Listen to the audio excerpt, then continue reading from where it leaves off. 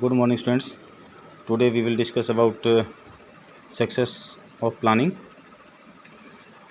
What are the achievements of planning, 5-year plannings? First point is increase in national income. Increase in national income indicates economic growth. अगर आप national income और economic growth को correlate करना चाहते हैं तो आपको जो है क्या करना पड़ेगा कि हर इकोनॉमिक 5 प्लान का टारगेट होता है कि इकोनॉमिक ग्रोथ इंक्रीज़ करना और नेशनल इनकम इंक्रीज़ करना. There are 2 techniques of economic growth for the judgement of economic growth. One is per capita income, one is national income. National income has 2 aspects, or we can say 2 effects of on economic growth, negative and positive. Firstly, we will take national income. If growth rate of national income is greater than growth rate of population, then economic growth will be negative, or we can say per capita income will decrease and poverty will increase and economic growth rate will decrease. If growth rate of national income is lesser than growth rate of population growth rate, then economic growth से पहले क्या होगा कि poverty will increase and per capita income will decrease. उसका जो है economic growth पे negative impact होगा. If growth rate of national income is greater than there will be positive effect on economic growth.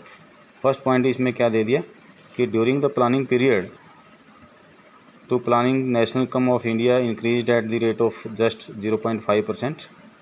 कि इनिशियल स्टेज में जो है national income growth rate 0.5% थी. Indian economy was therefore A stagnant economy. इसीलिए हमारी economy को stagnant economy कहते हैं. हमारी इकोनॉमी एक स्टैग्नेंट इकोनॉमी थी, स्टैग्नेंट इकोनॉमी जिसका ग्रोथ रेट जो है ना के बराबर होता है. और उसके बाद जैसे जैसे हम जो है हमारा जो प्लानिंग पीरियड है वो इंक्रीज़ होता गया. फर्स्ट 5 प्लान के बजाय जो है कंपैरेटिवली सेकंड 5 प्लान के जो ग्रोथ रेट था वो ज़्यादा था. फिर सेकंड का जो है ज़्यादा हुआ, थर्ड का ज़्यादा हुआ. प्रेजेंटली हम जो है 13th 5 प्लान में चल रहे हैं. तो इस तरह जो है प्लान टू प्लान ये growth rates, national income growth rates जो है इंक्रीज होता गया, नेशनल इनकम इंक्रीज होती गई. तो ये जो है हमारी अचीवमेंट है. हमने जो है डिफरेंट प्लान पीरियड्स के अंदर हमने नेशनल इनकम को इंक्रीज़ किया. उसके बाद पर कैपिटा इनकम भी जो है नेशनल इनकम के ऊपर डिपेंड करती है, इकोनॉमिक ग्रोथ पे डिपेंड करती है. पर कैपिटा इनकम भी हमने इंक्रीज़ की है, वो चाहे जो है एम्प्लॉयमेंट अपॉर्चुनिटीज इंक्रीज़ करके की हो या फिर जो है नेशनल इनकम इंक्रीज़ करके की हो.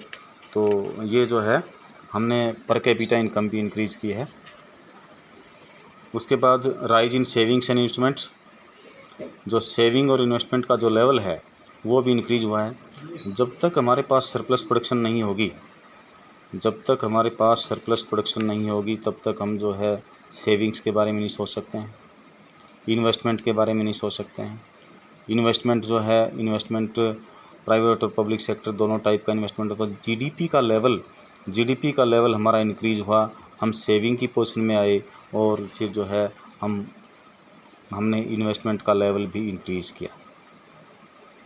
उसके बाद institutional and technical change in agriculture sector में जो है टेक्निकल और इंस्टीट्यूशनल चेंजेस हुए. जो अनइक्वल लैंड थी उसको जो है लैंड रिफॉर्म्स किए गए और टेक्नोलॉजी रिफॉर्म की गई. High yielding variety seeds, technology के अंदर क्या है, ट्रैक्टर्स, हार्वेस्टर का यूज़ हुआ, हाई यील्डिंग वैरायटी सीड्स का यूज़ हुआ और परमानेंट मीन्स ऑफ इरिगेशन का यूज़ हुआ. ठीक है, जिससे एग्रीकल्चर प्रोडक्शन पर एकड़ पर हेक्टेयर प्रोडक्शन काफ़ी ज़्यादा इंक्रीज़ हुई. हमारे यहाँ पर बम्पर लेवल की प्रोडक्शन इंक्रीज़ हुई. ग्रीन रिवोल्यूशन आया. Growth and diversification of industry. और इंडस्ट्रियल सेक्टर का जहाँ कंट्रीब्यूशन पहले कम था, पहले के कंपैरेटिवली हमारा जो है इंडस्ट्रियल सेक्टर ने भी ग्रोथ किया. ब्रिटिश टाइम में हमारा जो इंडस्ट्रियल ग्रोथ था वो ना के बराबर था, क्योंकि हमारी खुद की कैपिटल इन्वेस्ट नहीं थी। और जो है ब्रिटिशर्स ने जो इंडस्ट्रियल ग्रोथ की वो हमारी इकोनॉमी में करने की बजाय खुद के देश में की। और पहले के कंपैरेटिवली अब जो है कंज्यूमर गुड्स इंडस्ट्रीज़ के साथ साथ बेसिक इंडस्ट्रीज़ भी काफ़ी मात्रा में है। इकोनॉमिक इंफ्रास्ट्रक्चर में हम क्या लेते हैं? Means of transport, means of communication and means of irrigation और बैंकिंग्स, इंश्योरेंस। ये जो है इस एरिया के अंदर, इकोनॉमिक इंफ्रास्ट्रक्चर के एरिया के अंदर हमने काफ़ी ज़्यादा इंक्रीज़ किया। रेलवेज़ और एयरवेज़ जो है काफ़ी ज़्यादा इम्प्रूव हुआ। पावर जनरेशन जो है पहले के कंपेरेटिवली 1950s के कंपेरेटिवली काफ़ी ज़्यादा इंक्रीज़ हुआ। तो social infrastructure we include education and health. पहले के कंपेरेटिवली जो है एजुकेशनल इंस्टीट्यूशंस हैं और जो आपके हेल्थ सर्विसेज हैं काफ़ी ज़्यादा इम्प्रूव की हमने, और एपिडेमिक्स के ऊपर कंट्रोल किया। डेथ रेट को काफ़ी ज़्यादा जो है कंट्रोल कर लिया। और हमारी जो एवरेज लाइफ एक्सपेक्टेंसी है, average age of human being है, वो जो है 1951 में 32 थी, अब जो है 69.4 है। तो पहले के कंपेरेटिवली काफ़ी जो एवरेज एज है वो भी इंक्रीज हुई है। और एम्प्लॉयमेंट अपॉर्चुनिटीज़ भी जो है पहले के कंपेरेटिवली काफ़ी ज़्यादा इंक्रीज हुई। इंडस्ट्रियल सेक्टर को मोटिवेट किया गया, और जो आपका आईटी सेक्टर है उसमें भी काफ़ी ज़्यादा अपॉर्चुनिटीज़ इंक्रीज़ की गई। तो जब एम्प्लॉयमेंट अपॉर्चुनिटीज़ इंक्रीज होती हैं तो पर कैपिटा इनकम भी इंक्रीज होती है। पर कैपिटा इनकम से जो है नेशनल इनकम इंक्रीज होती है, फिर इकोनॉमिक ग्रोथ का लेवल हाई होता है। इंटरनेशनल ट्रेड्स, ब्रिटिश टाइम में हमारे जो अदर कंट्रीज़ के साथ बिजनेस रिलेशंस ना के बराबर थे।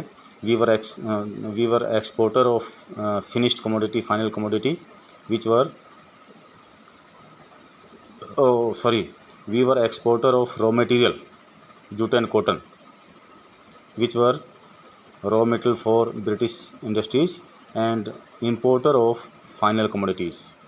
अब जो है हमारे जो है अदर कंट्रीज़ के साथ एक्सपोर्ट इंपोर्ट रिलेशंस काफ़ी ज़्यादा इम्प्रूव हुए हैं। अब ये तो थी अचीवमेंट्स। अब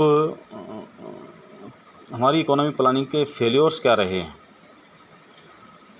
हर प्लान के अंदर जो है पॉवर्टी इरेडिकेशन का जो है पॉवर्टी रिमूवल का मोटो रखते हैं, फिर भी आज तक हमारे देश में पॉवर्टी की रेशो डिक्रीज़ तो हुई है, लेकिन जितनी डिक्रीज़ होनी चाहिए थी उतनी डिक्रीज़ नहीं हो पाई। इसके पीछे मेजर रीज़न पॉपुलेशन एक्सप्लोजन है कि जो है हमें जो नेशनल इनकम, जो जीडीपी से जो नेशनल इनकम इंक्रीज होती है, पर कैपिटा इनकम इंक्रीज होती है, नेशनल इनकम इंक्रीज होती है, जो पैसा हमें जो है हमारी पॉपुलेशन के इम्प्रूवमेंट के लिए, लिविंग स्टैंडर्ड के लिए इम्प्रूव करना चाहिए था, वो जो है एम्प्लॉयमेंट के लिए इंक्रीज़ करना चाहिए था, इंडस्ट्रियल ग्रोथ के लिए इंक्रीज़ करना चाहिए था, वो इंक्रीजिंग पॉपुलेशन को बेसिक फैसिलिटीज़ प्रोवाइड करने पे खर्च करना पड़ा, फूड, शेल्टर एंड क्लॉथ पे खर्च करना पड़ा, जिससे पॉवर्टी जितनी डिक्रीज़ होनी चाहिए थी उतनी डिक्रीज़ नहीं हो पाई। High rate of inflation, understood है कि इन्फ्लेशन कब होता है? Inflation means excessive increase in price level. और इन्फ्लेशन क्यों होता है? When aggregate demand is greater than aggregate supply. तो यहाँ पर जो है प्राइसेस को हम कंट्रोल नहीं कर पाए। प्राइसेस जितने कंट्रोल होनी चाहिए थी, इन्फ्लेशन को जितना कंट्रोल करना चाहिए था उतना कंट्रोल नहीं कर पाए। और जो इन्फ्लेशन की वजह से लोगों की जो रियल इनकम है, रियल इनकम किसको कहते हैं? Purchasing capacity of an individual. ठीक है, तो इन्फ्लेशन की वजह से हमारी सोसाइटी दो पार्ट्स में डिवाइड होगी, हैव्स एंड हैव नॉट्स। एक के पास रिसोर्सेज हैं, एक के पास नहीं है। एक अपनी बेसिक रिक्वायरमेंट्स फुलफ़िल कर सकता है, एक नहीं कर सकता। अनएम्प्लॉयमेंट क्राइसिस जो है एक्सेसिव पॉपुलेशन एक्सप्लोजन की वजह से अनएम्प्लॉयमेंट क्राइसिस, आपको पता है कि हमारे देश में बहुत ज़्यादा जो है अनएम्प्लॉयमेंट है, और यूथ अनएम्प्लॉयमेंट कह सकते हो, एजुकेटेड अनएम्प्लॉयमेंट कह सकते हो कि लोगों के पास जो है हाई क्वालिफिकेशन है, डिग्रीज हैं, लेकिन एम्प्लॉयमेंट नहीं है। रजिस्टर्ड अनएम्प्लॉयड जो है वो इंक्रीज होते जा रहे हैं। उसके बाद इनएडिक्वेट इंफ्रास्ट्रक्चर, जितना इंफ्रास्ट्रक्चर होना चाहिए, क्योंकि इंफ्रास्ट्रक्चर्स के बगैर इंफ्रास्ट्रक्चर के बगैर वो चाहे जो है इकोनॉमिक इंफ्रास्ट्रक्चर है, चाहे फिर सोशल इंफ्रास्ट्रक्चर है, आपकी कंट्री, आपकी इकोनॉमी विकास नहीं कर सकती है, डेवलपमेंट नहीं कर सकती है। डेवलपमेंट ऑफ इंफ्रास्ट्रक्चर जो power, roads, dams, bridges, school, colleges and hospitals continues to be inadequate despite 67 years of planning, कि जितना इसमें डेवलपमेंट होना चाहिए था उतना जो है 67 ईयर्स में नहीं हुआ इकोनॉमिक प्लानिंग के टाइम पीरियड में। ठीक है, तो इसीलिए कह सकते हैं our infrastructure is not so developed.